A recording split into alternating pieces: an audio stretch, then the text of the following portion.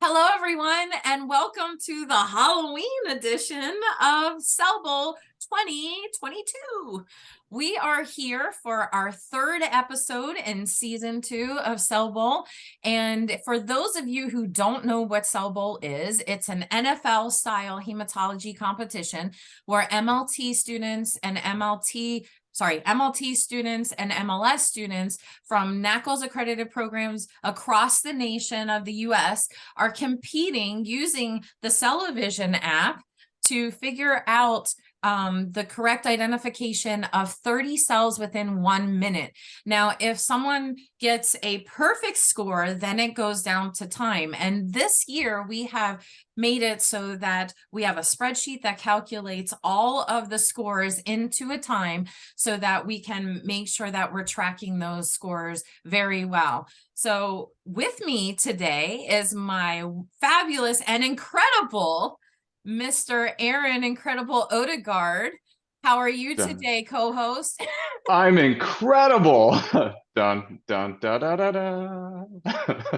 And I'm the Great Pumpkin today. You never get to see who the Great Pumpkin is. So here's that kind of like a Mardi Gras type of deal. A mystery revealed. Yeah, and then we have a really amazing I'm sorry, I don't think I can do this without laughing. An amazing and incredible guest from the bench. We have our second pathologist ever on the Medical Lab Lady Gill channel, but our first pathology resident on the Cell Bowl show. I can't wait for this. And Aaron, would you like to introduce our guest, please?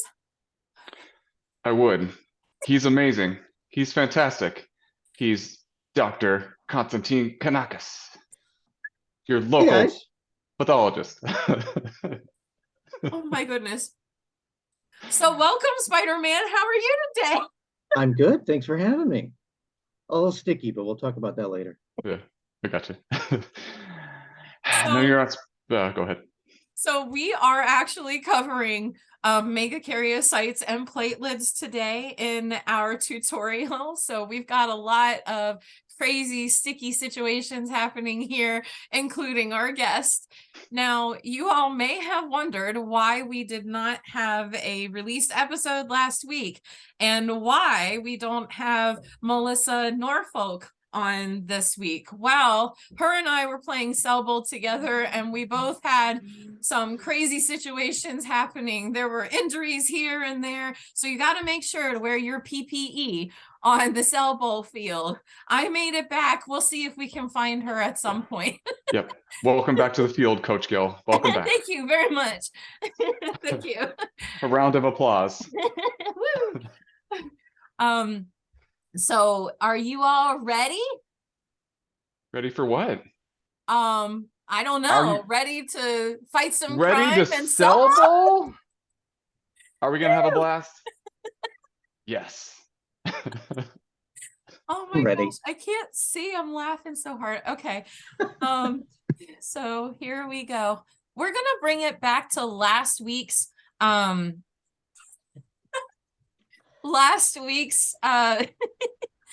daughter's laughing at me. I'm sorry. That's so cool. Stop it. We're filming. Oh my gosh. Share my screen. Jeez. Okay. So last week, I'm just doing a throwback here. Woo!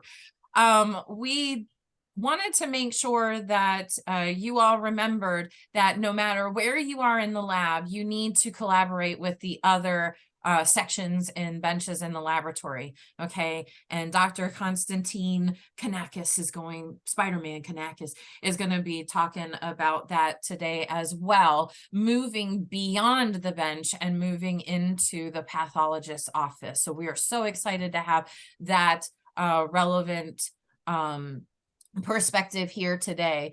So last week, we had that collaborative piece there. We were embedding it throughout the conversation, but we didn't actually focus on this. So last week we talked about abnormal red cells. You always want to work with chemistry and blood banking and your pathologist, your friendly neighborhood pathologist, in order to make sure that the patient is receiving the best care due to the appropriate diagnosis. And we're all there as a diagnostic team. So that's Well said. thank you. Yeah. So that's everybody last week. All right, so this week we made some fun lab swag. We're getting into the nitty-gritty. We had a very abnormal red cell being our wide receiver last week, and then he's being hunted down by this incredibly crazed and activated monocyte over here, ready to get that ball, right? But he's right on target though. It's right on target. He so is. Oh my goodness. We're going to be crazy today. I can see this. So here we have that picture of the lab swag we were referencing. My favorite cell is the red cell. So if you are team red cell, like medical lab lady Gill, you might want to wear this and just show everybody how awesome you are. And then we have our jersey for this one's mine. Nobody's shown us yet the love for Gill or Odegaard, but we're still waiting on it. So cast your vote. Odie, Odie. So amazing. Go Gill, go Gill. Odie, you can find all of this using the QR code down here. And now let's see who we have playing in the Cell Bowl this year. Maybe not making it to any top scenario. Definitely not everybody's at the top, right? But it's incredible how we have everybody showing up. There are so many perfect scores this week, more than last week. I'm drowning in perfect scores. This is incredible. And even if you didn't get a perfect score, my team has not got a perfect score yet, but we are leading the charge of the non-perfect scorers, and we are sticking in it. And just like a platelet, we are sticking together and sealing the deal. That's an adhesive cell. That's good. Can't let any factors get you down. No, you can't let any factors get you down. Head injuries, nothing. Sickness, nothing will get us to not play on the Cell Bowl field. We are going to get back to that common pathway. We are in it to win it. All right, so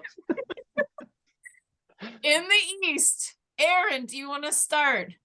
Sure, I'll start with the spotlights under the scope. Okay, so we got, go ahead. Just to say, Melissa is from Massachusetts, and she would have been really promoting this wonderful program here. Go for it.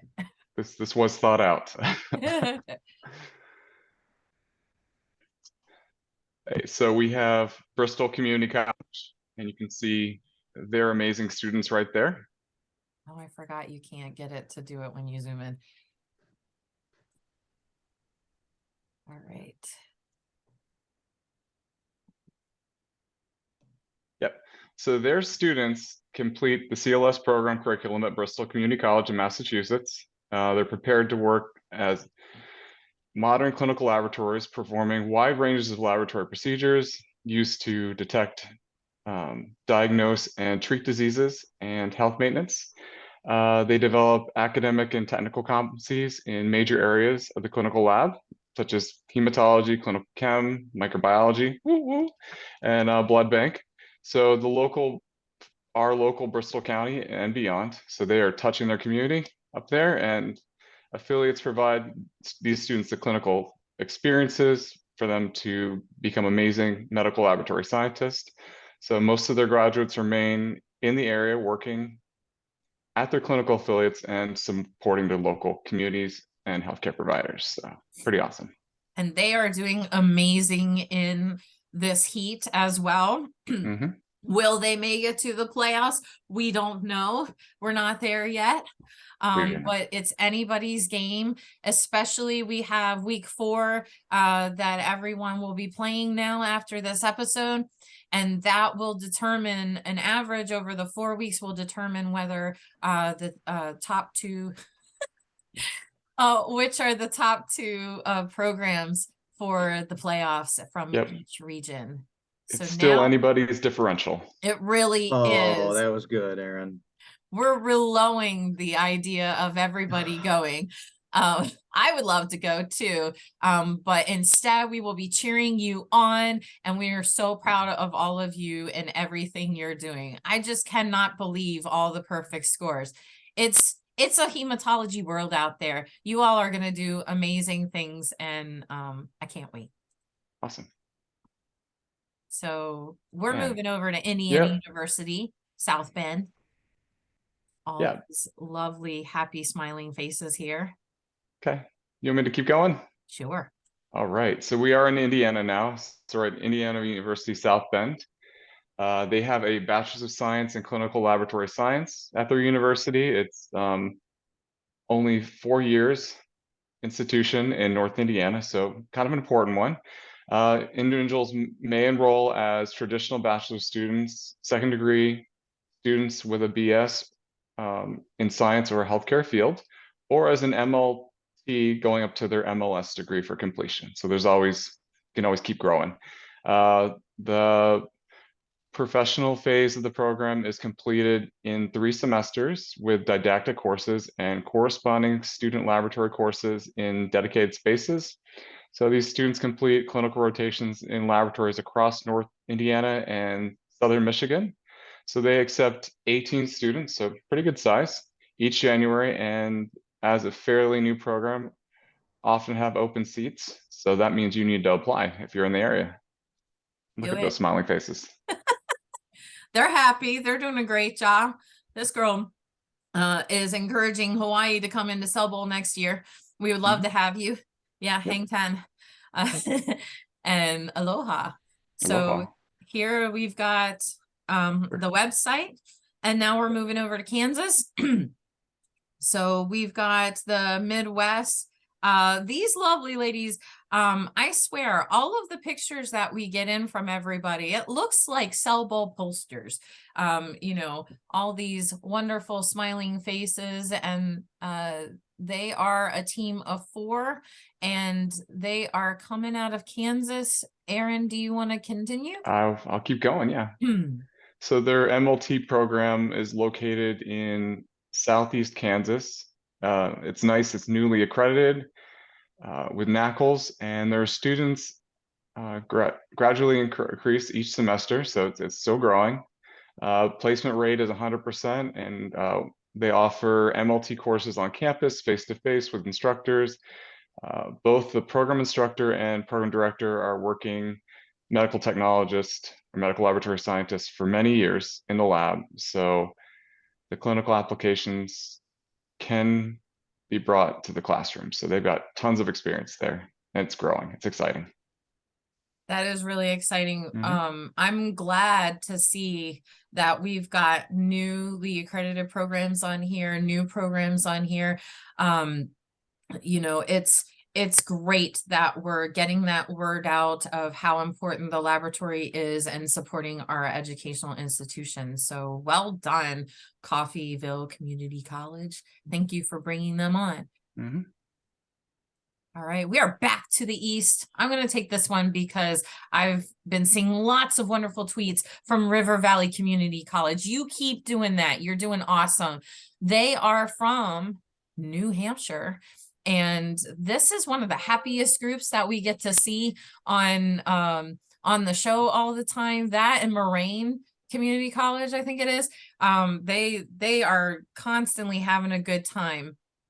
All right, so River Valley Community College is has an MLT program, and they began training students to enter the clinical lab field in 1974. Whoa. Wow. Yeah, they've been around for a while, and we're so proud of them. It's fully accredited by NACLs, which is the program that makes sure that it's the it's the corporation, Credentialing body, yeah. yeah, the accrediting body that makes sure that your programs are considered quality. So students, if you are looking to go into medical laboratory technology or medical laboratory science, please make sure that your program is accredited by NACLS or seeking accreditation by NACLS. Because if you don't go to one that is accredited by NACLS, it takes a longer time for you to become eligible to sit for the ASCP exam. So this is your straight shot to the ASCP exam. It's the only program of its kind in New Hampshire and Vermont. They provide students with an affordable pathway to a rewarding and meaningful career in the clinical lab. Articulation agreements are in place with the University of New Hampshire and Colby Sawyer College, allowing graduates to further their education and career. With flexible class schedules, hybrid modes, my bar's in the way, hybrid modes of each course delivery, more than 20 clinical affiliates across New Hampshire and Vermont that these students can go to, which is incredible because we don't have that many either. River Valley Community College strives to develop a personal plan for each student to become an MLT that fits their demanding schedules. So you can have a family, you can be a traditional student, non-traditional student. They accept all students and they're doing a really great job. They're the ones who had that selfie with the photoshopped person like coming out from the bottom. I enjoy them. They're hilarious. Moving into Michigan, that's right up your alley, Spider-Man. Would you like to take Michigan? No problem. Bye. So next we're looking at Ferris State University. Thanks for zooming in. Thank you. All right, the MLS program there is a 9-semester long program that combines general education, biology, chemistry, math, statistics, and the College of Health Professions core courses. The professional phase of that MLS program includes introductory and advanced courses in the major laboratory disciplines like blood banking, chemistry, heme, micro. Students there are assigned to an affiliated laboratory for 16-week clinical experiences, and the strength of the program is their semester-long simulated laboratory experience, where their students get a variety of automated instruments and laboratory information system experience immediately before they start their internship. That's fantastic. I'm sorry, the animation wasn't done all the way, so it wasn't as bright for you. I know you and your spidey senses were probably just doing fine. Yeah, totally read that with my eyes closed. It's fine. You do have superpowers as your local pathologist, neighborhood pathologist. Right. Hey, with great power comes great differentiating ability, okay? It does. And I love their team name, the Ferricinophils. Oh my gosh, yes. Yeah. Fun name. Yeah. They are killing it with their awesome name. We have some really good names in here. I haven't been putting them because as you can see, we run out of room very quickly. We do.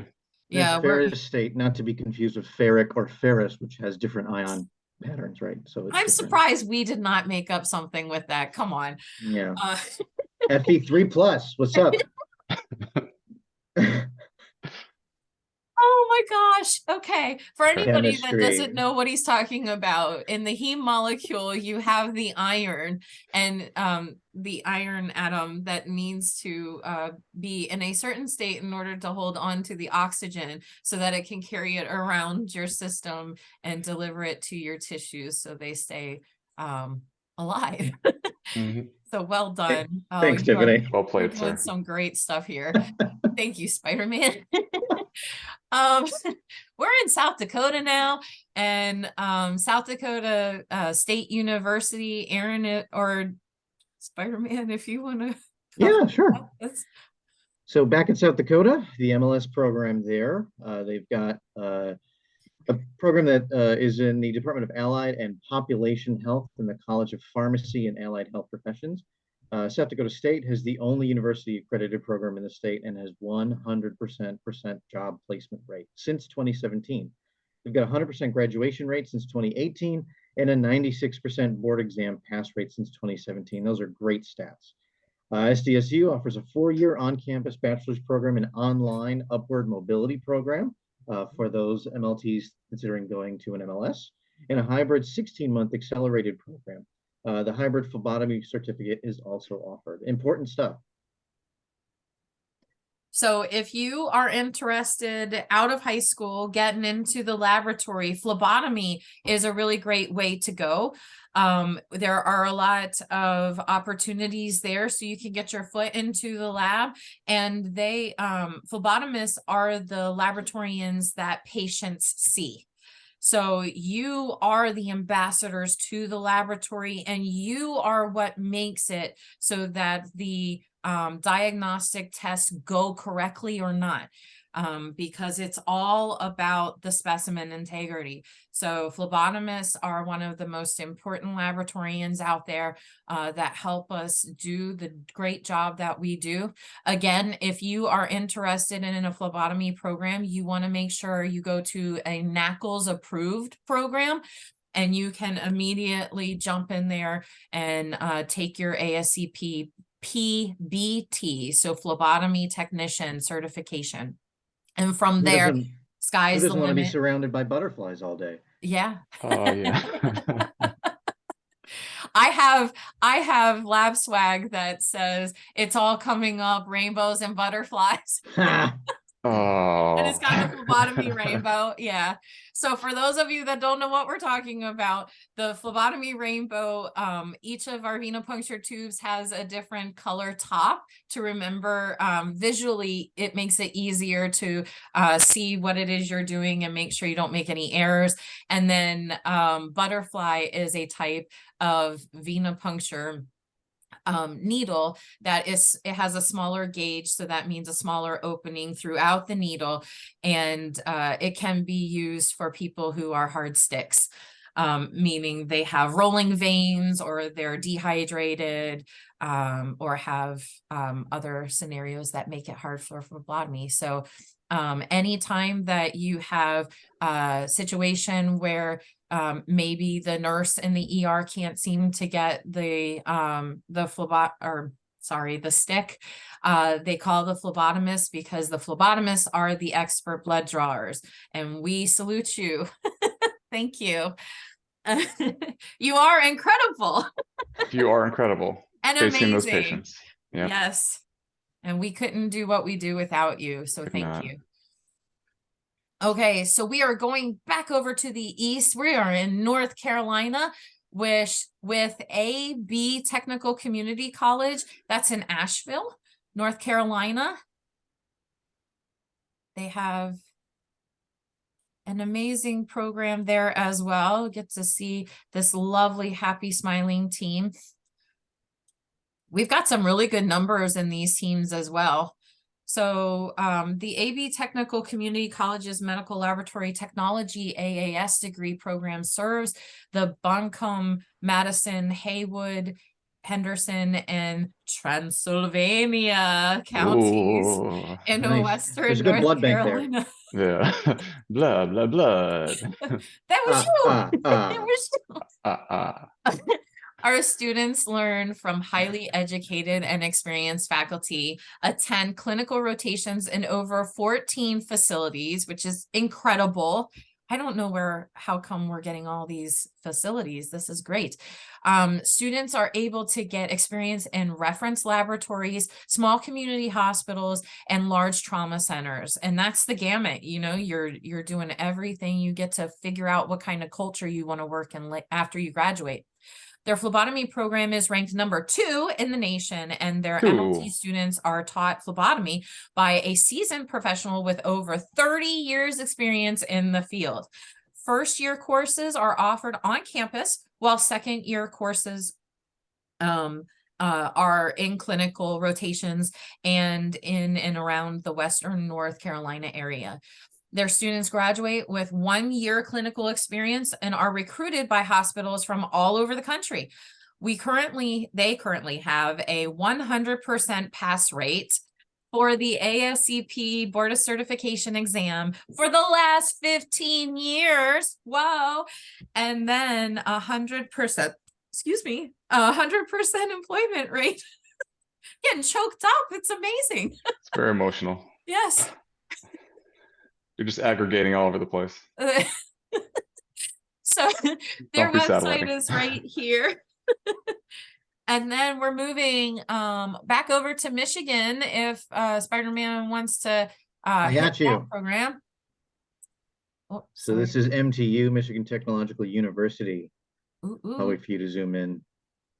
Just gonna do their faces for a second. They are famous now, globally famous. Look at Well, them. if they weren't famous already. Yeah. I just want to show you that they were talking about osmotic fragility over here and Nice. going along with last week's conversation. Yes. All right. No spherocytes here. Okay. No. So history lesson here. They've been doing this since 1941. MTU's been educating top quality medical lab scientists in the heart of the UP. I'm a Midwesterner, so they're in the Upper Peninsula. Our students are actively involved with undergraduate research, participate in local blood drives, gain hands-on experience from experienced MLS faculty who truly care about their success. As a student in their program, they will receive one-on-one advising, experience small class sizes, which is super important, and grow in their inclusive lab community. One can complete their practicum at one of the 14 affiliate sites throughout the Midwest. Their campus is surrounded by beautiful Lake Superior.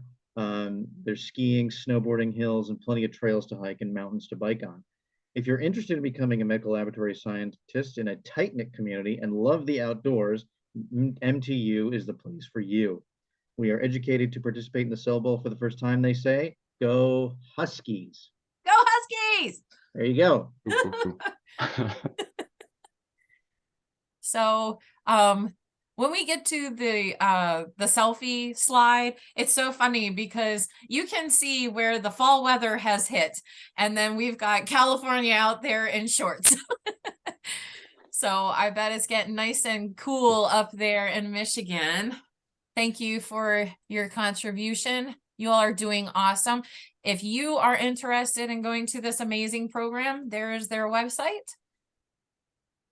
All right. Now we are over in Ozarks Technical Community College. And where do we think that is? Boom.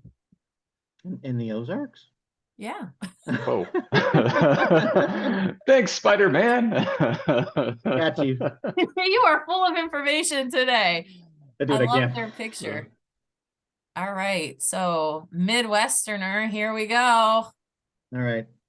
Look at this. I just have to point out her shirt. I love it. Oh, OTC, you know me. Let's do it.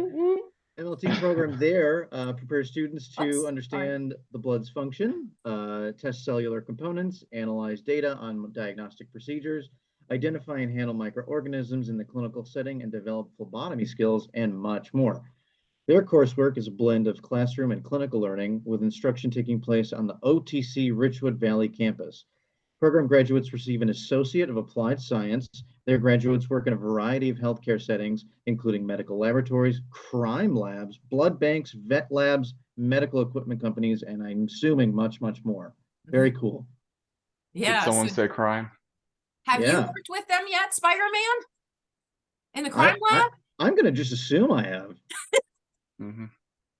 There's not a lot of buildings in the Ozarks, so I don't really tend to, it's hard. Yeah. Yeah. Can't really swing in and out. Yeah. So they could be my reference lab. It's fine.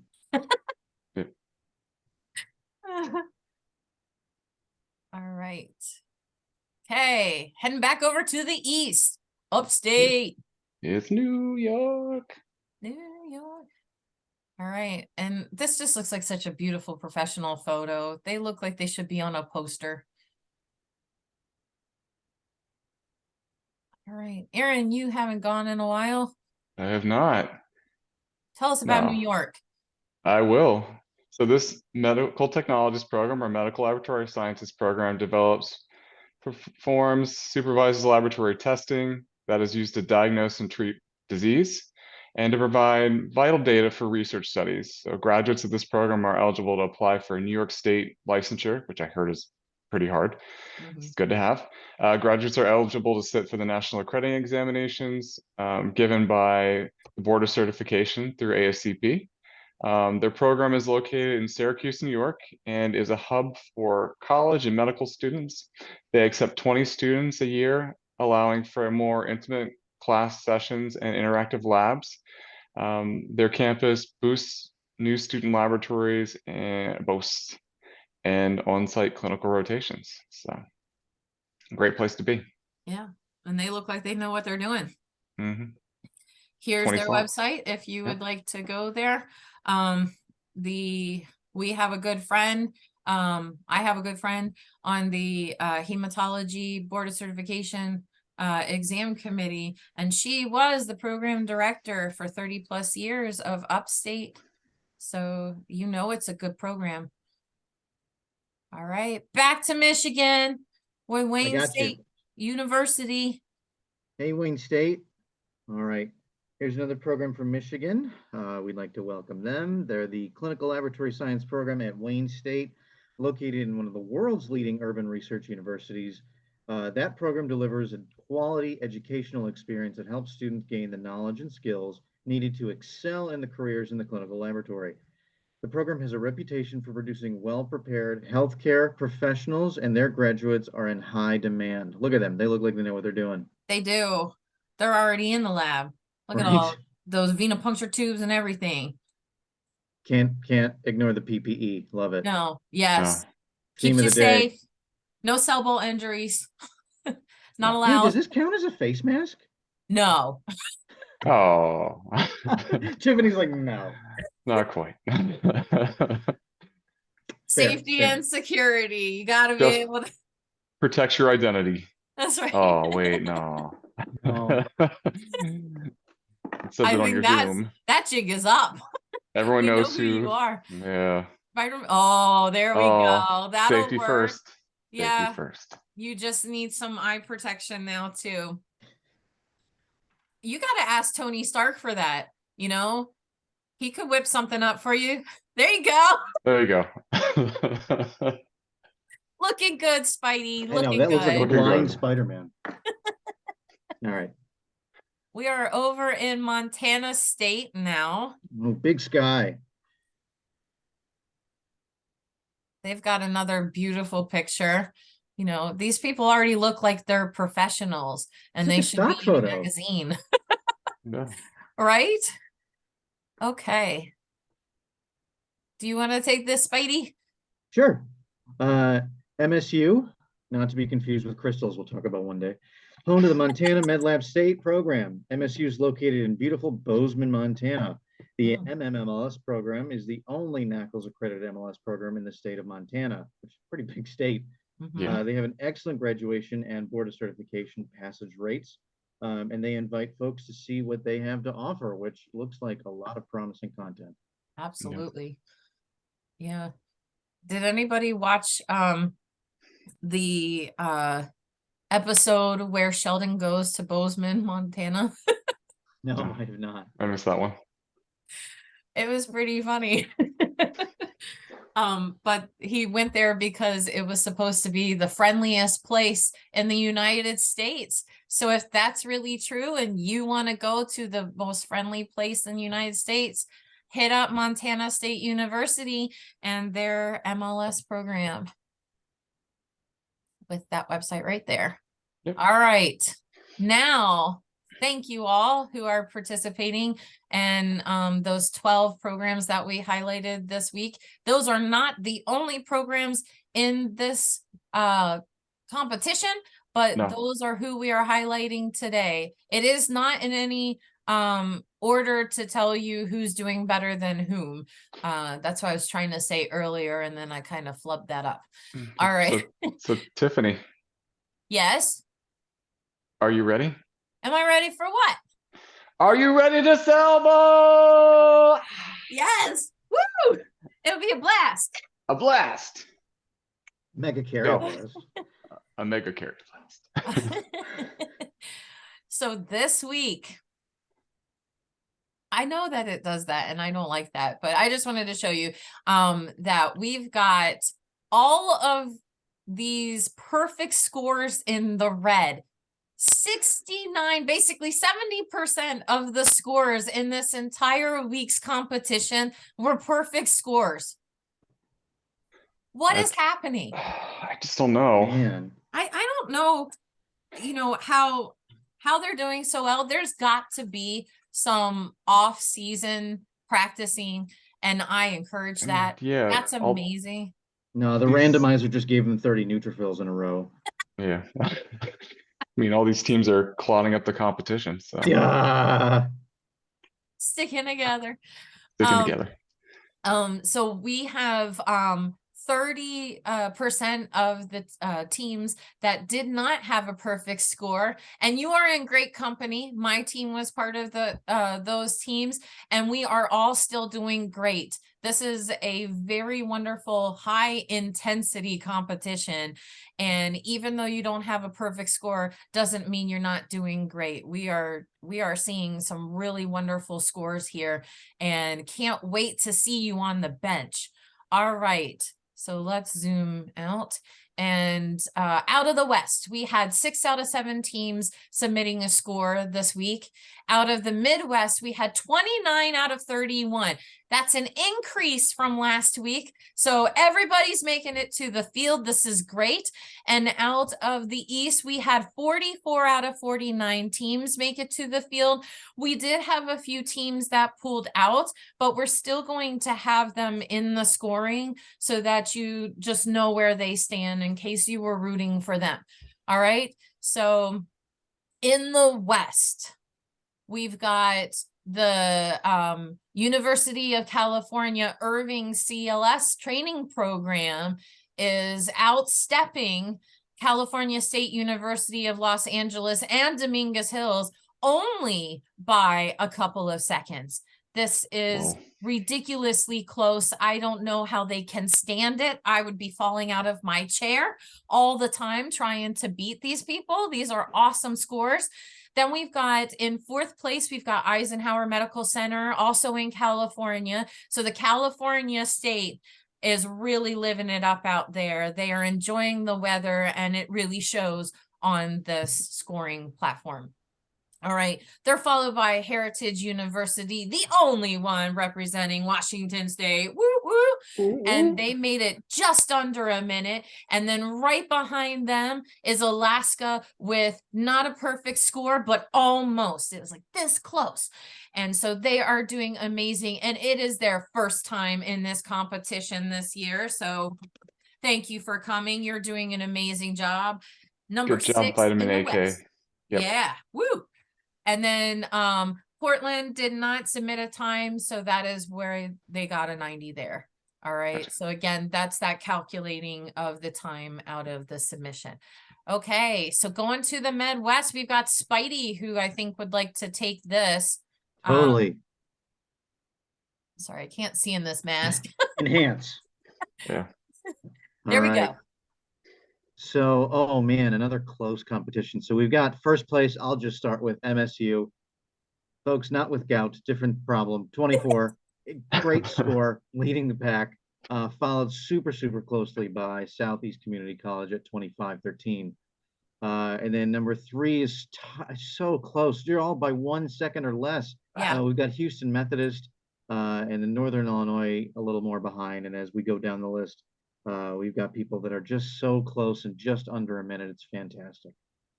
I'm going to give a shout out to Loyola, doing great there at 32, and Rush doing just as good at 54. Keep it up. More coffee. We're going to be inside now. It's getting colder, so come on. You got this. Yeah, I just don't know how they're doing all of this. Look, all the way down to the 22nd team. I can't go through this whole list. I can't do it. It's incredible. And That's crazy. So last year, I'm trying to remember what our winning score of the Cell Bowl was, also the best score out of the entire season. And I think that was 29 something. Look where we are here. We're already beating that from last year. I can't understand it. I don't think I could even do it that fast. Do you think you could? I mean, I've got some reflexes. Yeah. That's true. You do have some skills. It's that spider in you. I don't think I could. Pumpkins don't move that fast. No, even being incredible, I don't know if I could do 24.26. You might have to half dash do it. Yeah. Yeah. Yeah. So we've got the first top 6 spreading all over the Midwest. Illinois hitting in there twice. And then Wisconsin is coming in the top 7 twice, right? We've got Northeast and then Mid-Plains, Moraine Park Technical College, followed by Mid-Plains. And then UT Health San Antonio, who we were talking about last Cell Bowl season. And we've got a friend of UT Health coming in later as a guest from the bench later on. Yep. Then we've got Hennepin Healthcare and Medical Laboratory Science Program in Minnesota, getting cold up there, but it doesn't keep them from being in top 10. All these Otero, times are still amazing. they are. I don't know how they're doing it. So everybody that's on here, you should be submitting for the international competition, because all of these times beat my perfect score. My perfect score time. And they're all wonderful. Keep it up. You're doing great. Lake Superior, Minnesota is coming in at number 12. Number 13 is St. Francis Health System in Oklahoma. Madison College is rounding it out in number 14 in Wisconsin. Wisconsin's really rocking it this week. And then we've got Grayson College in Texas following them and rounding out number 15. UAmes. Number 16, Sweet 16. Still under 50 seconds. I mean, it's under 48 seconds. It's crazy. Hey, I know it's 47, but you got to watch them. It's going to go faster. It really is. I think they're going to get into the 20s by the end of this. They got one more week, right? And then we've got Central Community College, Grand Island, Nebraska is making it just under 49 seconds. Central Texas College, University of Louisiana, Monroe. Then we got rushing into the top 20. Woo! Yeah. Mercy Hospital MLS program, Oklahoma is rounding it out for Oklahoma and number 21. You know, everything goes down after 21, right? Well, it's amazing that 21 out of almost 30 are under a minute. Yeah. Well, I was going to say, I meant not 21, the place. I meant the age group. No. 21, you know, you're a full adult in the United States once you're at 21.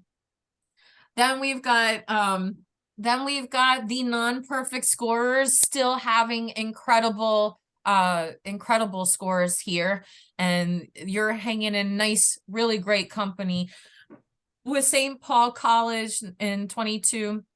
Ozarks Technical Community College coming in 23rd. Mercy following right behind them from Iowa, and then Wichita State University and South Dakota State University coming in super close behind them. Frontier Community College and University of Illinois Springfield are tied for 27th place in this week, week 3 in the Midwest. We got Coffeyville Community College from Kansas coming in 28th, and 29 is tied with 2 programs that did not submit. So we've got Louisiana and Wyoming. Casper, the friendly ghost. Yes, certainly. All right, now, Aaron, I know you love the East. Now in the East. Woo! Oh, sorry. Everyone is doing an amazing job. Go Incredible. East. I mean, Midwest. Okay, so at the top of the pack, satelliting at the top, is our champs from last year, Southern Western Virginia Community Technical College. Yes, the winners. Woo! They're not going down quietly. Beating With their a time score of, from last year. They are, 23.18. They've been practicing. They have been giving UConn a run for their money. This is insane. Yeah, it is. Yeah, and the number, it is. It's just crazy. But luckily, we're having a Mago carry blast right now, so it's all good. Yes, you are. Yep. So coming in third is University of Cincinnati at 25.27. And then I got a shout out to one of our local programs in Florida, Hillsborough Community College. Their MLS program has been holding strong at fourth in the East at 25.83. They're a smart group. Excited, and I'm glad I've gotten to guest teach there a couple times.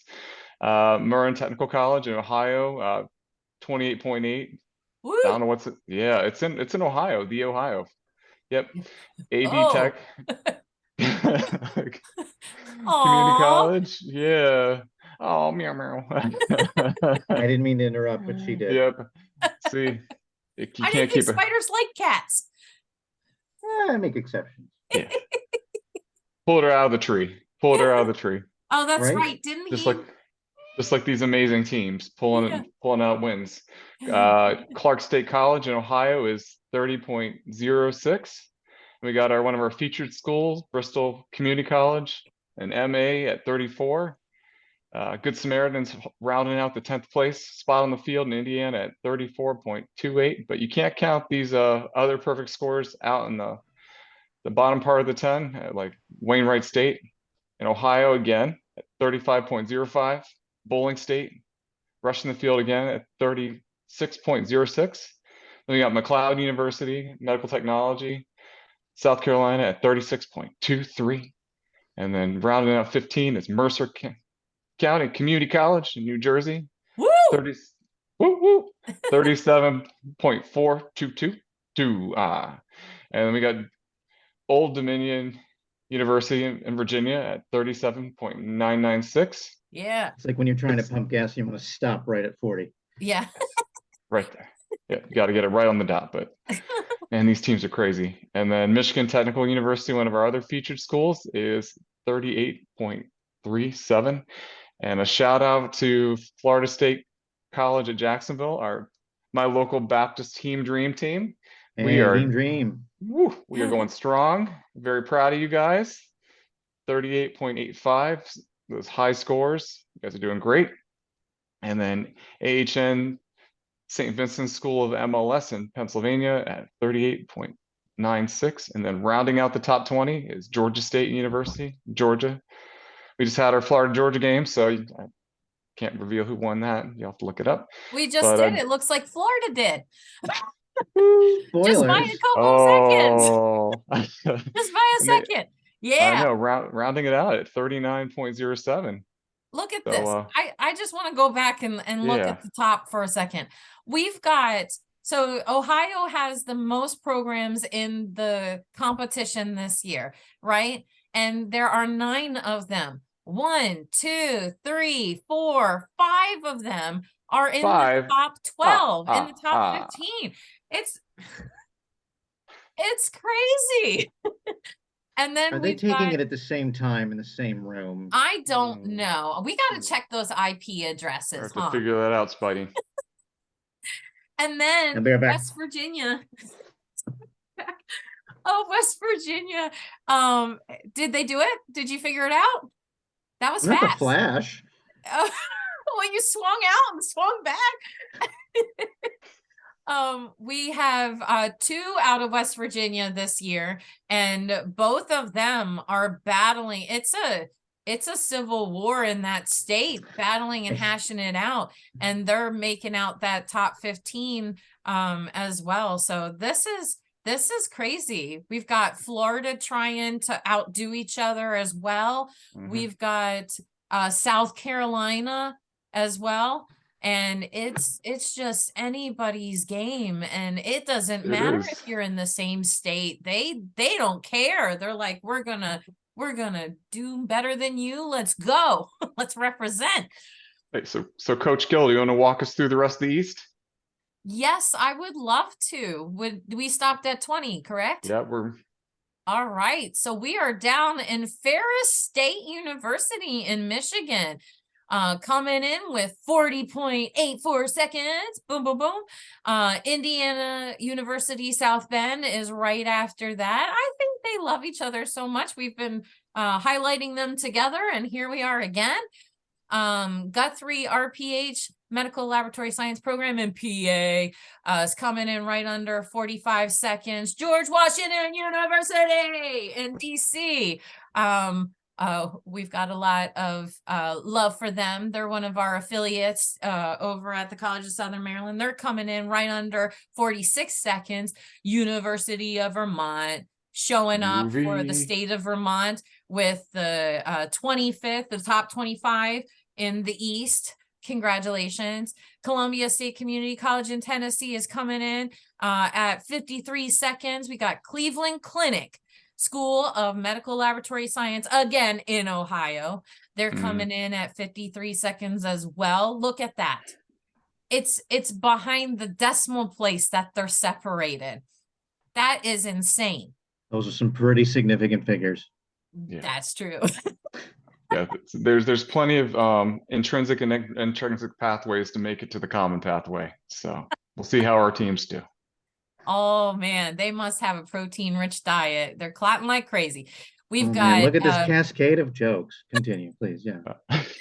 Central Piedmont Community College in North Carolina. We've got them coming in right under 57 seconds. River Valley Community College representing North New Hampshire, right just over 59 seconds. So that person can still make that international event because it's still undermined by like less than a second. It's crazy. All right. And then we've got UPMC Williamsport MLS program again in PA. They are leading our non-perfect scorers right there with Akron Cooperative Medical Laboratory Science program in Ohio, and tied with my program, College of Southern Maryland, obviously in Maryland. Thank you very much. We are tied up with them and Wayne State University. We are hanging out together, representing the whole East, all over the place. So go 31. Woo! Then we got Delaware Technical Community College coming in there too. Another one from the Delmarva Peninsula with myself. And Baptist South School of Medical Laboratory Science in Alabama is heading out the 32 place tie with Western Piedmont Community College in North Carolina. Woo! Then we've got the famous Virginia Commonwealth University from Virginia, another affiliate of mine, rounding out in 33rd place.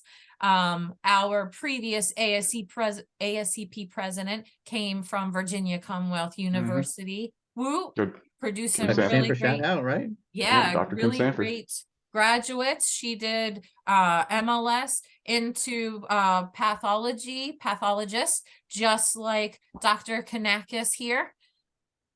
Woo woo. I mean, Spider-Man. Sorry, I don't want to give away your identity. The name tag is on the Zoom screen. It's okay. It's our secret. It's only between us. And whoever watches this on the internet. No. They won't tell. No, they won't say anything. They've been sworn to secrecy. Then we've got tied with VCU. We've got Upstate Medical University in New York producing some great winners up there too. And we've got South Eastern Community College in North Carolina. 33 place, the 33rd place is definitely representing all of the East Coast as well, the East region. Then we've got my Maryland competitor following in right after Mercy Integrated CLS program. They are tied. Morgan State, we are so happy you are competing against us. Keep the Maryland pride going, keep going. Thank you for joining this year. They weren't in it last year and we're so happy to have them. We've got Radford University coming out of Virginia and in the, trying to move my Zoom bar, 35th place, and then followed by Northwest Florida State State College in Florida, obviously, and then 37th place Penn State. Woo! And then we've got the non-submitters, which include some of the ones that have actually bowed out of the competition for various reasons. So thank you for signing up. Thank you for coming in and playing in the competition with us. We will still include you in the final scores. So way to go. We are, I really just can't believe that it took us in the East all the way down to 30th place to get us to non-perfect scores. Everybody's doing so well. They are. Everyone should be proud. Yes, you should be proud. And even if you're down here along with me, you're in really great company. We love you too. And you're doing a great job. Keep up the great work. You are this close to a perfect score. Keep going. Even after we're done with the first 4 weeks, I encourage program directors, please continue. We are getting such great feedback from the program directors of how well their students are doing from week to week. They're improving so much with their morphology identification. They're staying pumped. We've got program directors out there getting some lab swag to continue this competition in their program. And that's how Cell Bowl got started. I started it in my program and I'm like, you know what? This should go national. I think everybody could have a good time with this. And then last year we started it for the first time with the support of ASCP's CLP committee and the membership staff. And so now we have signed that sponsorship agreement. So it is a medical lab Lady Gill creation, but ASCP is the premier sponsor, and CellAVision has come right in and sponsored us as well. So thank you all so much for all of your support and everything you continue to do. There are tutorials in the CellAVision app. So if you're still having trouble with certain cell lines, please make sure to go and look at those tutorials. They're doing great. CellAVision is continuing to add more pictures. So the ones that you've been seeing on your 9 tiles are not going to be the only ones there anymore. They're switching it up. They're improving and adding more. It's incredible and amazing and mysterious. Tiffany, can I just say something? Sure. Speed is great, and that app is fantastic. I've used it. I love it. All these times are amazing, and I love the competitiveness between the programs that are like seconds away. Oh, yeah. But all of you are doing amazing stuff. Oh, yeah. Even if the time is like 60, 70, 90 seconds, you're still doing amazing stuff. You're all amazing, all of these schools. Yes. Yep. That's true. The amazing, friendly neighborhood Spider-Man is telling you you're amazing. That means a lot, right? It Yes. does. So the major goal of this is for you to accurately and safely help patients. So we're influencing patient care to improve it. So no matter your score, your influence and critical role within the healthcare team is irreplaceable. So never be down on yourself. It takes courage to come in and to try something new and be on a national platform and a global show. Mm-hmm. And we are so proud of you. No matter your score, you are doing great. And it's all about learning to help save those lives that we know you're going to do once you graduate. You're all heroes. Yes. You are all heroes. Yeah. Yes, absolutely. So we thank you. And we really do appreciate all of you. You're doing an amazing job. It isn't about speed, it's about quality, even though we are looking at speed. It's a little bit about speed. It's okay. Yeah, even though we are looking about speed for the competition, in the real world, it's not a competition. It is truly about the patient's care and accuracy. All right. The needs of our patients come first. Absolutely. That's why we're here. It's all we do. Exactly. So let's take a look. My animations are coming slow. So if we were to put these regions together this week with the scores that we have, the West would be coming in right above 8th place in the Midwest times. And then the top of the Midwest is coming in right at the top of the East. So we are all intermingling with times. Everybody's doing so incredible. But who had the top score. Who had this week's touchdown? Let's find out. It was last week's Super Cell Bowl winners. Whoa. Touchdown! Woo! So, Southern West Virginia Community and Technical College came in first place out of the entire nation. That's what the touchdown means, with those 23 seconds. It's crazy, incredible.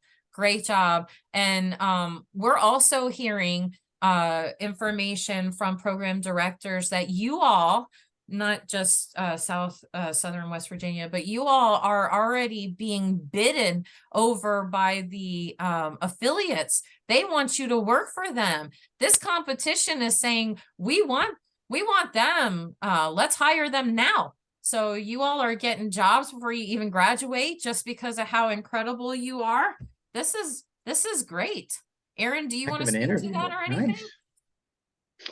Oh yeah, no, our Baptist Team Dream Team, our students, our management actually wants to know how they're doing. All three of them have gotten perfect scores throughout the week, but our lab leadership comes up to them and asks how they're doing. The hematologists in the area are kind of cheering them on, and I've heard from multiple laboratory scientists. They keep saying, we want these three students, we want them to be our employees, just from what they've seen them doing in the Cell Bowl. So and they're learning so many great things.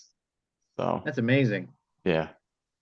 Yeah, I think it's great that, our programs end up having students that have placement rates, as you saw in our spotlights, right before they even graduate or are close to graduating, even because we're only in the fall semester and most graduate in spring.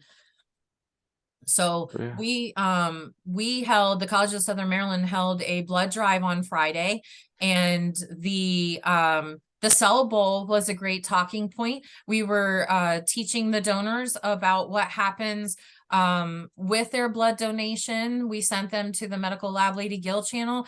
We also were talking about the Cell Bowl and how all these students all over the country are doing this amazing job so they can provide amazing clinical care or patient care to our patients that we're doing diagnostic testing for. And we even had the students were having donors come in, and they were doing a little bit of Cell Bowl. And then if they got one that they didn't understand, then we took them and showed them the tutorial. So it was really neat. Community engagement is definitely needed. And I think that we're starting to see this. You all are posting on social media. So thank you. I'm seeing more people posting on social media. We are sharing them. Dr. Kanakis already knew about you before he even came on this show, because he's been sharing those tweets as well. So please keep it up. We want community engagement. We want healthcare team engagement. Our nursing students have been congratulating our MLT students at the school. Everybody is championing you. So please keep up the great work. Now let's see the nitty gritty, because this is going to lead us into what we need to see for week 4 in order to move on to the playoffs. So this week is the third average week scores here that we have represented. So these are the average all over the 3 weeks we've been competing. Next week is the last week to compete, and then we will average that into this as well. So we have our leaderboard here, but before we go into that, out of all of those 60 whatever % perfect scores, we have some global stats we want to bring up. Let's see who our winners are for this week's global event. So we had 48 responses from the start of this Cell Bowl season. You only get one response, but that means that you can continue to be in the drawing pool for the weekly lab swag prizes. So we've got this week, we've got the notebook from the Medical Lab Lady Gill store. Are you ready to Cell Bowl? I'm always ready to Cell Bowl. That's right. And Cody Patton from North Carolina is going to be able to do that no matter where they are. They're going to be able to go in and write down notes of hematology and tell people about it as they're going through the classes. Then we've got Skylar Kramer in Virginia, who is receiving this lovely CellAVision lunchbox. Congratulations. Does it come with lunch inside? What's Ooh. that? Does it come with lunch inside it? Oh no, I'm not sending you any food. I'm sorry. All Maybe right, some Skylar. Halloween candy. And then Jordan Vilna from Michigan is winning this High Sierra CellAVision backpack.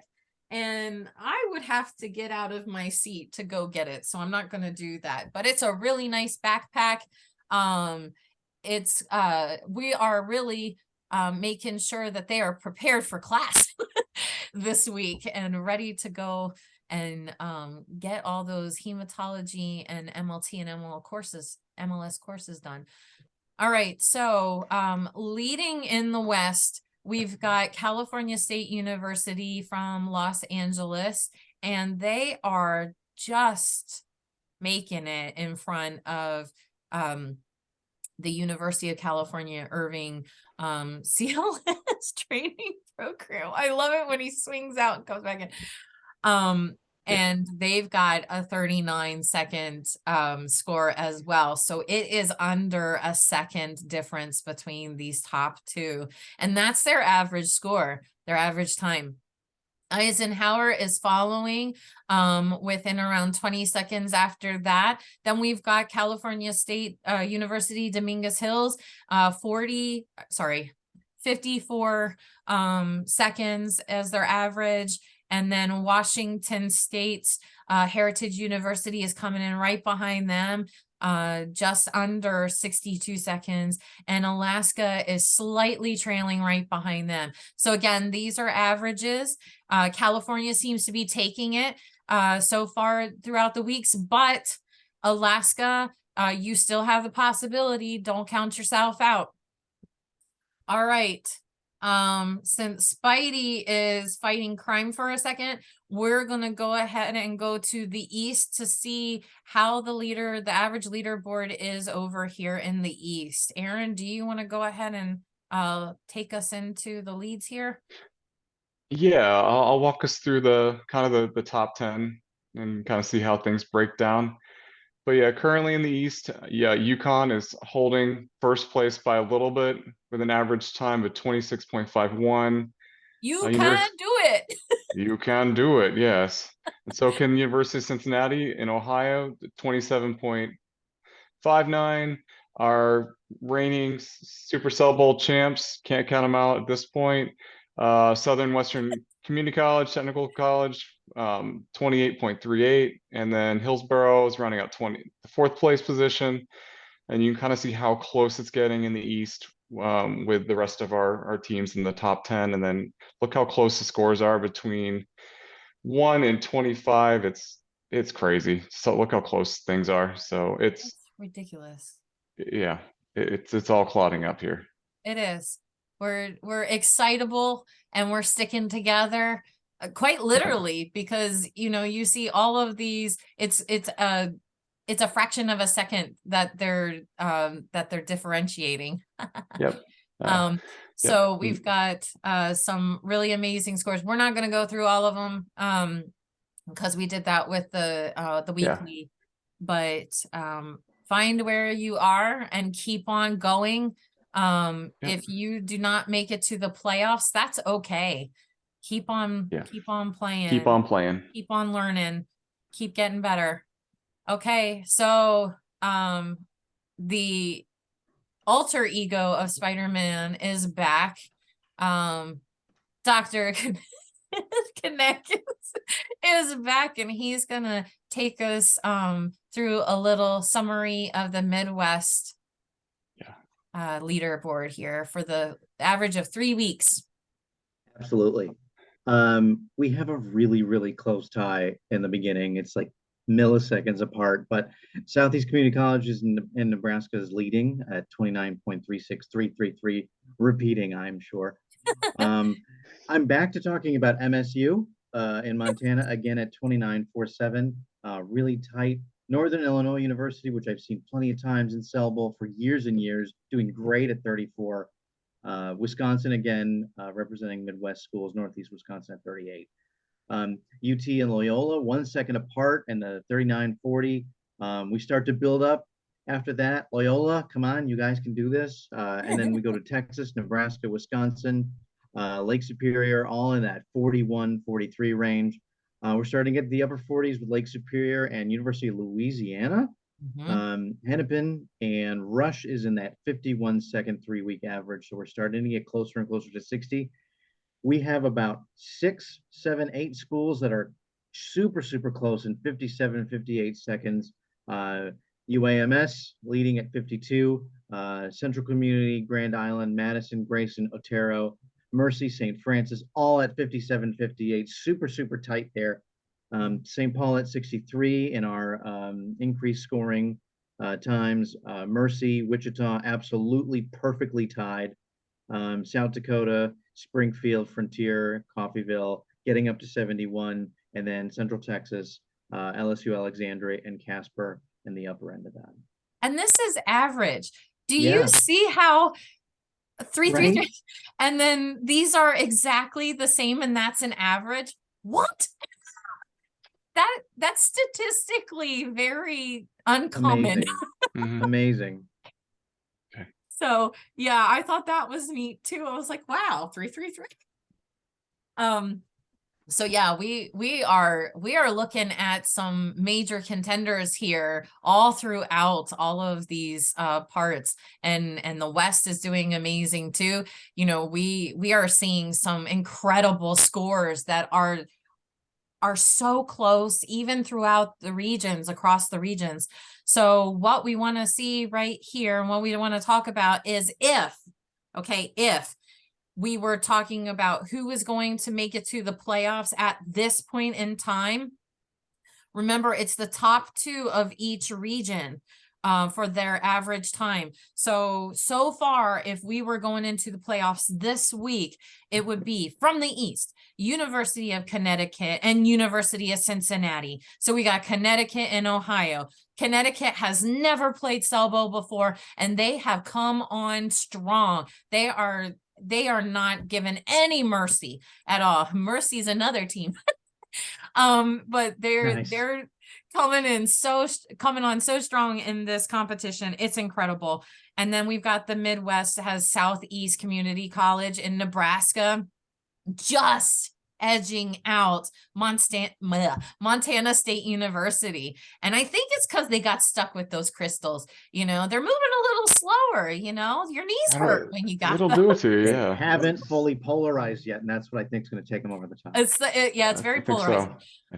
So we've got California State University, Los Angeles coming in the leader as the top in the West over these 3 weeks, and just by like 0.7 seconds is University of California Irving CLS training program right behind them. So these, if it were this week, these were the teams that would make it.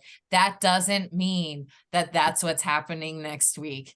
They are so close. I'm excited to still anybody's Cell Bowl. Yeah. Still anybody's Cell Bowl. I can't wait to see the trend of the time going slower as you go to the West Coast. Oh my gosh, it kind of is. Yeah. They're like in perfect order. Eastern Standard Time to Central to a little bit of a time delay. Yeah. That must be it. We have a time zone correction factor, I think. I think so too. Sounds like something Spider-Man knows about. I just saw him swing away. I don't know. Oh, that's true. Yeah, you were gone for a while. Yeah. What have I missed? We just started talking about all these stats. Yeah, some stats. Yeah, we've been doing some amazing things, just talking about who is making it to the Cell Bowl. It's still anybody's game. It is. Right? Yeah. It had really nothing to do with production quality for me being able to read the screen. Right. Yeah. Yeah.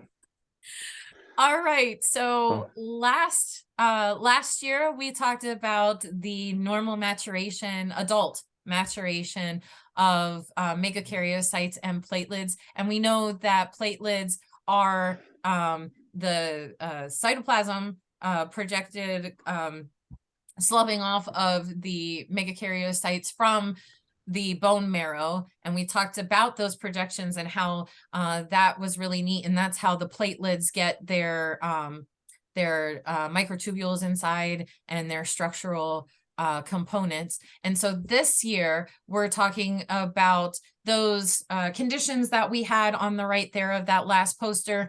We're talking about the difference between a qualitative and a quantitative platelet disorder. Yes, so we're looking at qualitative, meaning the quality of the platelet, and that means the actual cell itself. How is it functioning, and is there a problem with the granules, with the internal proteins, including enzymes? Are they able to do their job due to a deficiency of something that causes an issue with its ability to perform its job? Yeah, like a cell bowl injury, right? Or when we go to quantitative disorders, we're quite literally talking about the amount of the platelets there. So it could be that they're not being produced enough, or it could be that there is destruction of them at a higher rate than are being produced. And one of the cool things that I like to point out here is that your platelets can also respond like your RBCs do when there is a high demand for them for whatever pathophysiology is happening due to maybe high destruction of RBCs. We see those reticulocytes come out.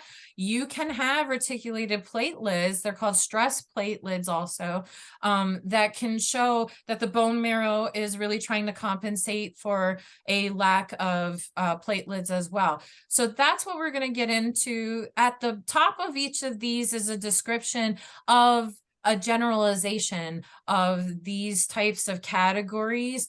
Qualitative, you've got that normal platelet count and some of the clinical things that you may see here, and why a qualitative disorder would cause problems with clotting. So it could affect adhesion or aggregation processes that the platelets do, and the normal platelet plug, and then the fibrin clot afterwards. We're not talking about the clotting cascade today. So if that is what you hung on to this tutorial for, we're not spending a lot of time on that, only because this is only so big and we only have so much time. So we're talking about the cells themselves.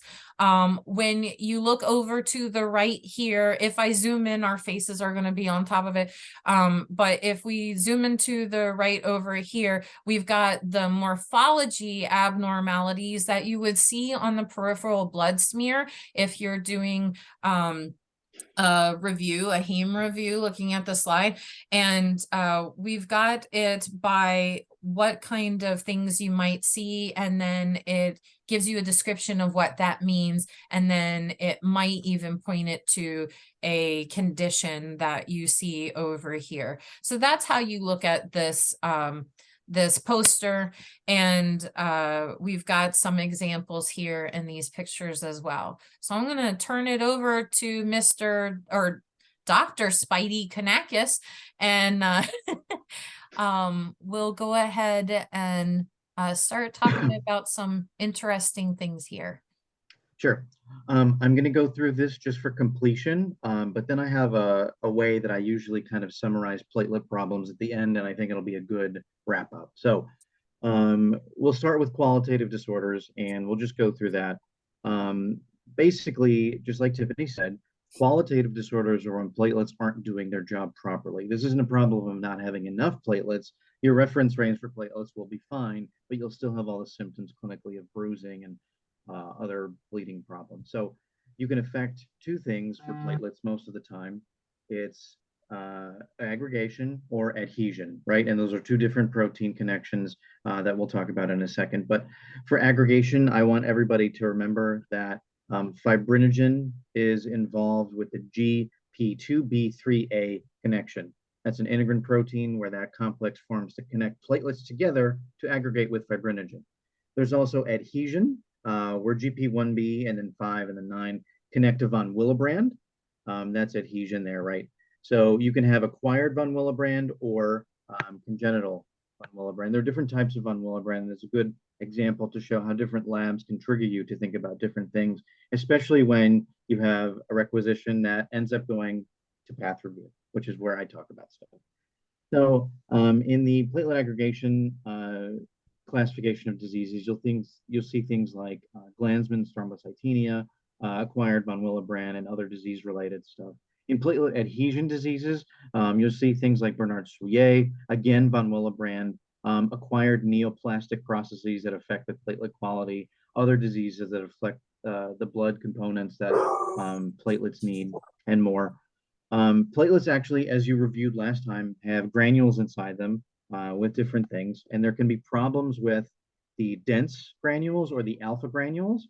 They contain different things, and the problems can kind of hint to what show up, especially on platelet aggregation studies, which we're not going to go into today, but we'll talk about later at some time. So storage pool diseases are what we consider to be these platelet storage lysosomes and granule diseases. You can have problems with defected granules that show up in like other cells, like abnormal white cells in Chediak-Higashi. You can see normal morphology platelets that just don't look right. You would see that in Hermansky-Pudlak. You would see small platelets in diseases like Wiskott-Aldrich. And then if you had platelets with ineffective alpha granules, you might see something like gray platelets. You might think about Quebec syndrome, and then May-Heglin is a different family of things like that. So the morphology of the platelets is actually super important for this too. They secrete different things in their platelets, serotonin, thromboxane, things like that. If there are deficiencies in that, you might see secretion and morphology problems, and their activity won't be the same. Membrane cytoskeletal issues might lead you to think about things like Scott or Storm-Morgan syndrome. You may not be able to see them morphologically, but they won't be behaving exactly right. They'll look normal, they'll be the normal count, but they just won't work. Morphology, this is a super important thing here. Remember normal platelets here at the very, very top, small little basophilic, amphiphilic, gray, and purplish speckled bits of cellular content that mix throughout the red cells on a peripheral smear. Very important, like benchtop hack is when you're trying to assess platelet count really, really quickly. I remember the old trick is to look at one oil immersion field at 100 on a peripheral smear and multiply the number of platelets you can count by like 15,000. And that gives you a pretty rough estimate of the platelet count. Doesn't always work, especially when there's diseases like we're talking about now, but it's a really good thing. Platelet cytolytosis doesn't always represent a disease. It's just something that happens because of EDTA in anticoagulated tubes, especially for CBCs. You can get rid of this by getting a citrate tube or getting other things, but it's usually not pathognomonic. Tiny platelets we talked about, Wiskott-Aldrich, great association there. Giant, huge, crazy platelets, think about some kind of myelodysplastic process. Even less than giant, large ones, you can think of myelodysplasia or Bernard-Soulier, which we'll talk about. Giant, weird-looking gray vacuolated platelets can be May-Heglin, but there's a whole range of May-Heglin platelets that you can see, especially again in the setting of myeloproliferative diseases. And then large platelets just on their own, you might see in things like ITP, TTP, infections, reactive platelets, and things like Tiffany just said a minute ago. So I want to switch to the quantitative, the other side, the qualitative, sorry. Sorry, I had to mute because of the dog. No, it's okay. I just want to have this up on the screen. Oh, yeah. Or I forgot about those. Like just a second so people can use it. This is referenced from the Rodax hematology textbook, and it's a great graphic that I really like my students to look at because it shows a cross section of a platelet, and then specifically this is qualitative, what piece of that platelet is there a problem in and affecting the platelet's ability to work.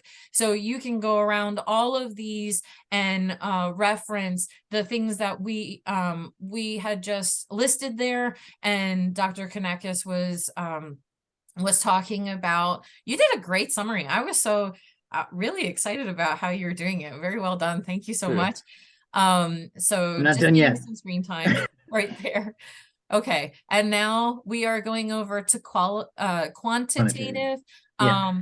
I just want to say, for those of you who are viewing right now, I am going to not be able to really get you to see the morphology abnormalities that are on this poster that we have listed here, because I believe our faces are going to be in the recording over top of this.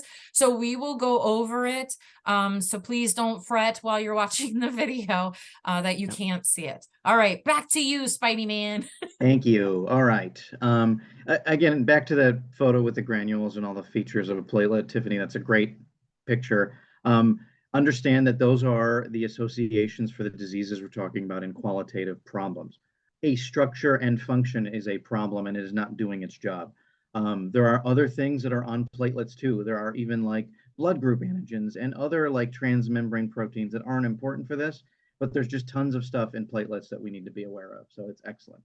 And I'm going to be in the new Rodak issue as one of the authors. So I'm really excited to see that. So thank you for putting that in there. Okay.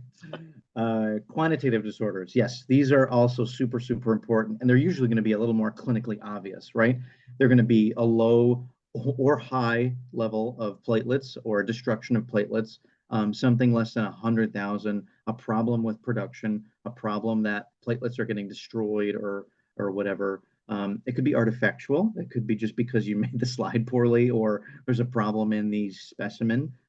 Sometimes in EDTA tubes or other tubes, platelets will clump, and they can be flagged on automated analyzers as large looking, maybe white cells or blasts, or they form in the presence of different antibodies.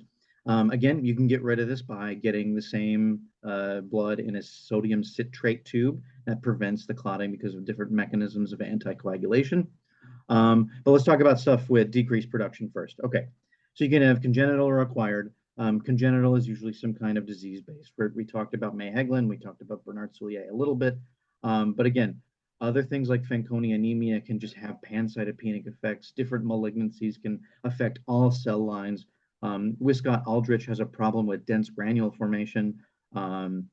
You can have congenital amegakaryocytic thrombocytopenia, which basically your bone marrow factory for making platelets is not working. You can have infections like viral, like CMV, EBV, or Parvo-19, which are very much associated with aplastic anemias. You can have drug-induced ones and then neonatal torch infections, obviously. Destruction is probably more common in the clinical setting, where you'll see patients with ITP, TTP, patients who recently were on heparin and are having thrombocytopenia, chemo, because that affects multiple lineages of cells that are producing and being proliferative. Sometimes you can see autoantibodies, especially as we're kind of blending, I said, antigen, red cell antigens on platelets, blood bank, you're going to see autoantibodies. And then post-transfusion purpura, right, in blood bank settings, you're going to see things like that. So a lot of immune complement, IgG, IgM-mediated destruction can destroy platelets for a whole variety of reasons.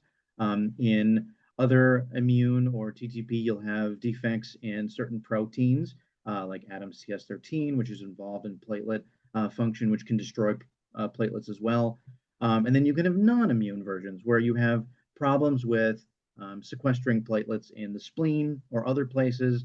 Liver disease is so closely related to platelet production. It's where thrombopoietin comes from, where we tell our bone marrow to make more platelets. It's where a lot of our clotting factors come from. It's where factor 7, von Willebrand, all that stuff is made there. Different physiological properties can change as well, the platelet count that you have. And then patients who lose all their blood, get transfused with new blood, can also have dilutional thrombocytopenia. All those platelets are gone. The most important one I want to add is also don't forget about disseminated intravascular coagulation. that is a clotting factor thing. We're probably more apt to talk about that in the cascade, coag cascade discussion. But when you're losing all the clotting factors, you're also losing all the platelets because they get all stuck together and form these thrombi everywhere. Yeah. So in something like DAC, you're losing platelets at a very extreme rate. So we kept talking about two diseases, Bernard-Soulier and von Willebrand disease. Bernard-Soulier is a problem that you'll see when we talk about things like platelet aggregometry, platelet aggregation studies. Instead of just relying on PTT, PT, morphology, you may also be involved in factor assays or platelet aggregation studies. And when you do the studies, there are different profiles and results, but Bernard-Soulier is actually a problem with aggregation. And it has a problem that's kind of related to von Willebrand because of the different innate protein receptors that need to aggregate. So Bernard-Soulier is sometimes associated with thrombocytopenia, giant platelets. You may sometimes see flow cytometry used to find exactly what glycoproteins are involved in the surface.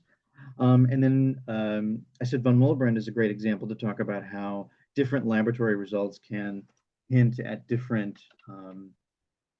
clinical ideas for what's going on in a specimen. So you have a von Willebrand assay, you're doing a platelet aggregation study, and you've got normal factor 7, a normal PT. You can have a high PT, you can have a high PTT, you can have a normal platelet count.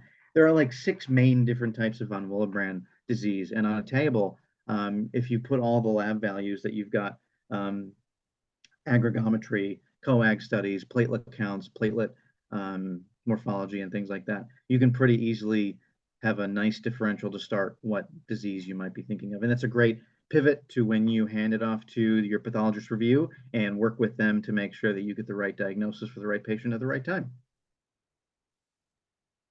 You are so succinct and just bam, bam, bam information, laying it down. I love it.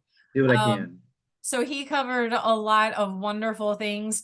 And I really do like the collaboration pieces that he was referencing, just like we started off this this episode today. We were referencing last week how you always collaborate with your other members of the laboratory, because no part of your body is in isolation. It's all connected by the blood, and all of these systems work together to keep your body safe and healthy, right? So that includes micro too. You know, when we first started talking about platelets last year, even though it's not something that is often talked about, platelets call the white blood cells to come and, you know, check out the surrounding area and take care of any infection that's there. They signal them. And clotting is also to help protect against infection, right? Any type of great defense of army or your body is to immobilize the threat. And I always say that to my students, your body is fighting something. So if you get a cut and you're bleeding, you're doing double duty. You're trying to, number one, seal the invasion area, possible the bleeding, but also invasion area, but also to block against anything that came in and anything going out. So you're sealing off that location, you're trying to mend it at the same time, you're fighting off any possible infections that could be started. So some of the bacteria, as Aaron, we've talked about before, could want the clot to happen on purpose so they could hide from the immune system, right? It blocks their receptors so they can't be seen or bound to by the white blood cells. But there's a lot that happens all at once. And like we said, this poster is geared only towards, you know, the platelet piece here. And we have this platelet abnormalities section that I'm sure you can't see watching this right now. So we're just going to go through it. He's already referenced a lot of these already. The satellitosis and clumping can be due to either the presence of an antibody or the EDTA formational change that happens with a platelet. It exposes proteins and it also changes the shape So platelets aren't really that circular type of scenario that you see. That's the EDTA. Yeah. They have projections because they are projections, right? They were from a projection of a megakaryocyte. So number one, they've got these antigens on their membrane that are from the megakaryocyte, right? So they're from a white blood cell that is chilling in the bone marrow, and those self antigens are going to be recognized by the body. But also, if you are receiving a transfusion of a platelet blood product, that could be a problem with non-self. You don't always test platelets the same way as intensely as you do with RBCs when you're going to do transfusion. But sometimes there can be some interaction because of those antigens. Then we've got those stress platelets we were talking about. It's a compensation for thrombocytopenia. You see large platelets. So large is just considered, greater than 6 micrometers. But they're not really going to be bigger than an RBC. They just look a little swollen. They've been to the gym, they they're a little more happy. They're incredible. They got the Incredible, densest granules. Yeah, showing those muscles. Yeah. So their MPV is going to be between 12 to 14 femtoliters. And then when you get to micro thrombocytes, which you think is kind of weird, they're small anyway. Well, these are super small. And they're less than 1.5 to 3 micrometers. And you're looking at an MPV that's less than 6 femtoliters. When you move to the giant platelets, that's when we're starting to see bigger than RBCs. And this is consistently. If you see one that looks a little crazy, again, you want to always look at what is happening throughout the slide. You don't always, I know he was talking about the estimate, but when you're looking at morphology, you always want to see a full clinical picture, full slide, because one area, as we said in episode 1, could be affected because of the way that you prepared the slide. So you want to see a whole consistency throughout the slide. Always check your outer rim, because anything that's heavy goes to the outer rim. That includes blasts. That includes clumps. You would see in the heavy area, even though it's not where you do counts and stuff, the heavy area should always be perused for things like what I just said. So with giant platelets, you may see those inherited thrombocytopenias, gray platelet syndrome, and Bernard-Soulier, as Dr. Kanakis was saying. Then you got those hypogranulation platelets that they could either lack the alpha granules, and you see that in gray platelet syndrome because they say they're gray because the stain is not being picked up by those granules, so that's why they look gray. Or it could be the dense granules and you're looking at other storage pool diseases, as he already mentioned, the WAS and TAR. And if you don't know what those stand for, they're right here in your view. I did that on purpose. Okay. And then you have May-Hagelin anomaly, where you see these abnormally enlarged and misshaped platelets. And you see the Dolly body. Dolly body. Yeah, Dolly. Dolly body in the PMNs. And sometimes you might see that in the monocytes too. And then myeloproliferative neoplasms. He already mentioned those before. So I have a weird kind of thing listed here, where you also might see increased numbers with CML, polycythemia vera, ET, and PMF. They may be decreased in PMF and not just increase, whereas with the 166 might actually be your normal for this kind of scenario. Yeah, one of my favorite things about platelets and megakaryocytes is that they're the only cell in the human body that, all of our cells have like 2 copies of chromosomes. We have 46 chromosomes, so it's like 2N, 4N when they divide in mitosis. But platelets never divide, only their nuclei divide. So they just get bigger and bigger to produce more cytoplasm, and their nucleus keeps dividing, but the cell stays the same. So over the course of the platelet's life, they might become like 42N, 64N, 126N. And it's just amazing that they have so much wow. DNA making something. It's really cool. Yeah. Thank you. Love that explanation. And we've got our references right here. As we said, Rodak's hematology textbook is what I use for all of these posters mainly. And then I have some online sources as well. So that's it for the tutorial piece. Right. And here we have our selfies. So we've got our little red cell right here was hanging out with some really cool people that even zoomed in over the internet to join in this picture. Yeah. So we've got a lot of great lovely faces. Sorry about that. Being shown here. I'm just gonna go around and you'll see some familiar faces.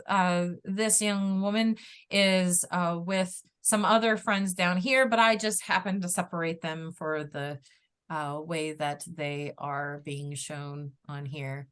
And here's my team. I did that picture. Mr. Incredible Aaron Odegaard got help on his. I just have to keep saying you have to keep reminding people that, yeah. I do, because I'm just so proud of how well I did on that picture. You did a good job. Yeah. I had some help from Melody Nelson. She helped hook us up. She's so talented. Oh, she is.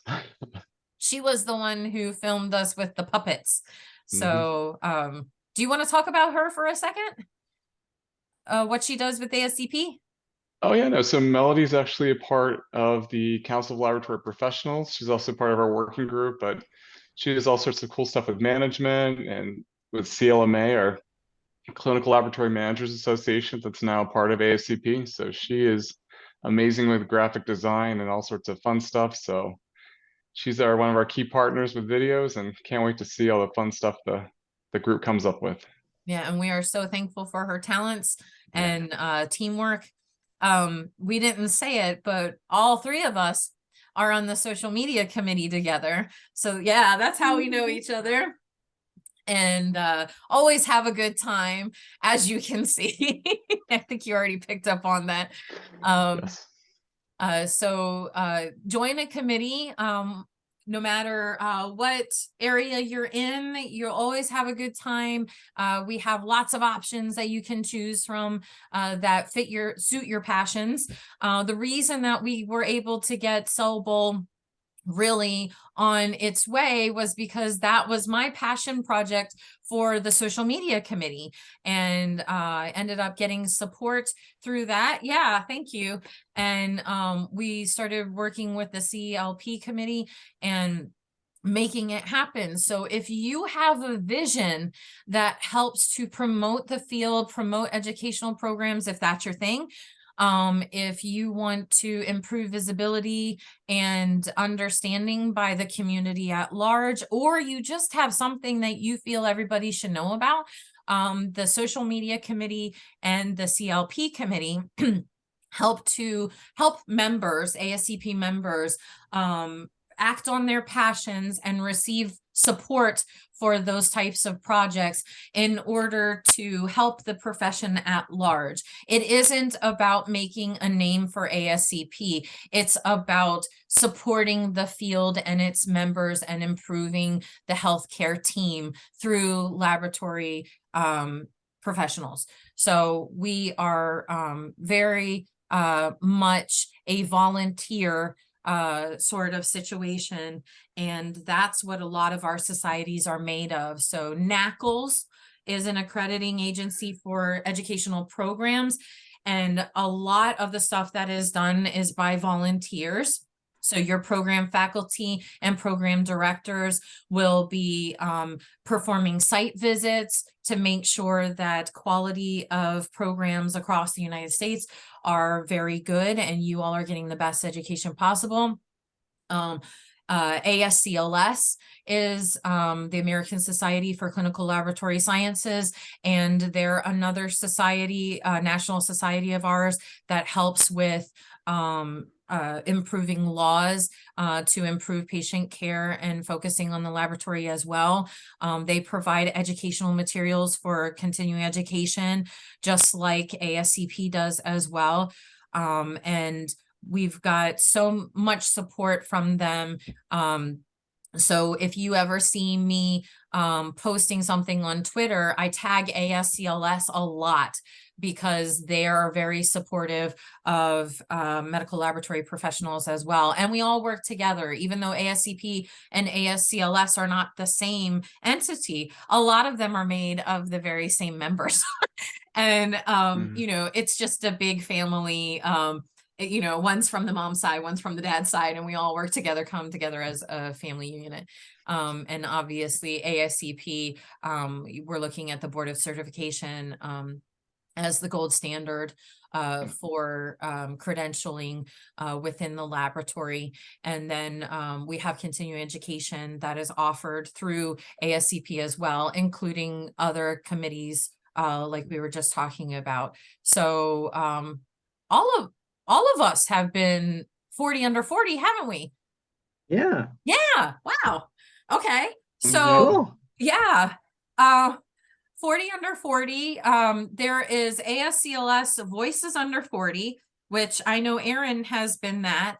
And Yep. okay, both of you, I didn't do Yep. that one. I'm out of the running now. But Still got a couple more months left. and but- then yeah, okay. you're the baby of the group right now, I'm the not by baby. much. Yep. Yep. And then we all did ASCP 40 under 40. I was this class 2022 top 5. Yay! Congrats. Congratulations. Yeah. Thank you. Yeah, I mean, I know we all have been there. I'm just still excited about it.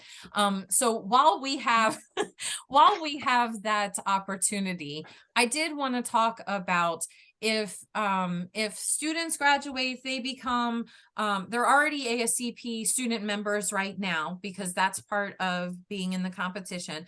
But when you go out and become a professional member, excuse me, of ASCP, what is your guidance to what you think enabled you to get 40 under 40? So this is open to the group. I have one thing that I always end up saying, but I would like to hear from you all first. Should we go in order of Sure. 40 under 40 years? I don't know. I was 17. Yeah. I was 17 too. Okay, We were the go same ahead. class. Yeah, I Yeah. thought you were the same class, but I was like, I don't know who's going to go first then. Okay. So you're Well, I'll go. I think Okay. Tiffany, you started it like perfectly. I think having, you know, involvement, interest, and just wanting to be part of the profession for the advancement of the science and profession for patients is the baseline. And then having a passion project or something that you're working on to do that tangibly. I mean, it's the link on the ASCP website. It says get involved, get noticed, get recognized, and that's what gets you recognized. For example, when I was in medical school in 2017, I was like close to endemic regions of Zika infections and blah, blah, blah. So I started public health projects and laboratory-driven data collection, validating like brand new IgM assays, IgG assays for Zika detection. Like I was doing like lab stuff with real outcomes and trying to teach people at the same time. And I think ASCP really values, I mean, obviously their motto of stronger together, because I was trying to connect medical people of all specialties, family medicine, internal medicine, infectious disease, pathology, to people in the community who are not medical professionals, to people in the laboratory community who were doing the tests and running diagnostics and doing all that stuff, people in public health and the government who were collecting data. And I did that in, for Zika. I was part of that for COVID in New York. I've been doing it ever since. And my passion projects now include a lot of work with the Patient Champions Committee, because if you've read in the last few years, the Cures Act has been passed, allows patients to see their pathology reports results like more aptly, more directly than ever before. And we're getting phone calls now as pathologists to be like, explain this pathology report. And for the first time, we have to talk to them. And I think it's fantastic. So Yeah. I'm getting involved in doing stuff like that. And if you have a passion, if you have an interest, that's the key. Yeah, That was so great. yeah, I would echo a lot of that. I was doing a lot of trying to speak at local meetings and doing some advocacy for in the state of Florida. We have licensure, so some of the legislative groups were trying to get a little creative, not understanding the impact of what they were doing. So I was advocating for our licensure and for changes there, and doing local.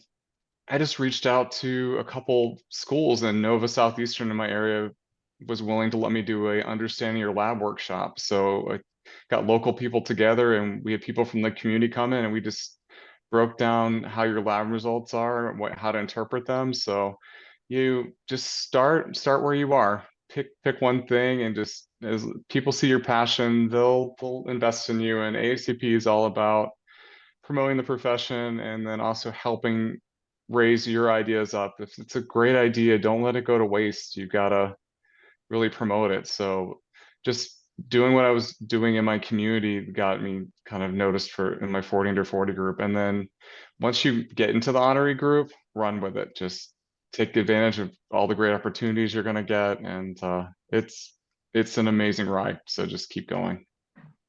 Very well said. So I do have a question for both of you.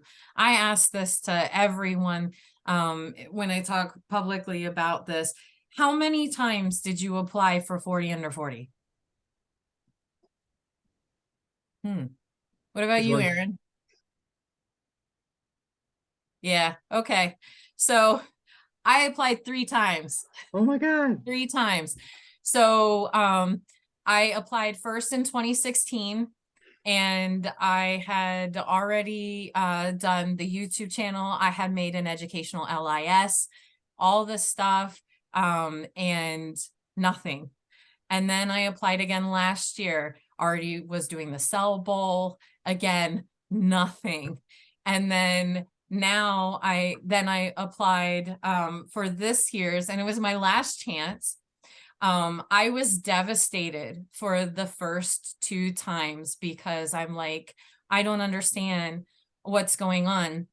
I had people that I knew that had been 40 under 40 before, and I had them read my essays, and they're like, no, these are really great. I don't understand why you didn't get it. And I think I figured out the reason. So that's why I like to talk with everybody about this. You can be doing amazing things. I'm a blood program leader with the Red Cross at my institution. I do, outreach all the time. I have a YouTube channel that's global. We do Cell Bowl. I'm in all these ASCP committees. I've been a mentor, faculty mentor at my college and mentor for ASCP. Do all this stuff, right? I mentioned them in my essays, but the problem is you need to put it on your CV. Yes. So that is probably the reason I was getting turned down all the time, because I mentioned them in the essays, but I did not have a section on my CV that had all of that. So if you are preparing to go and apply, it is an award you have to apply for, as is other awards. But if you're going to apply, make sure if you're doing all this extra outreach and volunteer stuff and you're on committees, you need to have those listed. Even coming on this show, Dr. Kanakis can put this on his resume, and And that's a really great promotional thing. If you write any type of articles, like I know Mr. Incredible does over there, those should be on your CV or resume. So there's a difference between a resume and a CV. CV is more education based and resume is not. So finally, I made that section, and it was like a whole half a page. Yeah. And then And and no matter how small it is, don't think because you don't have to be doing a global HIV campaign. It can right. be your local community. Include everything. Right. So that was my mistake. So learn from my mistake, and hopefully that will help you. I went to I went to the town halls to listen about stuff, and I'm like, I just don't understand what I'm doing wrong. And it's about how you represent yourself. So if it's not written down, it didn't happen. So That's fair. make That's good sure you advice for put it, anything. Yeah. yeah, make sure you document. And that, I believe, is why I got it in time number 3, because I was not going to apply again. I was devastated each time, and I had a support system, which is also necessary. A support system that encouraged me, you know what, go ahead, you need to. What would it hurt? And I was like, it hurts a lot.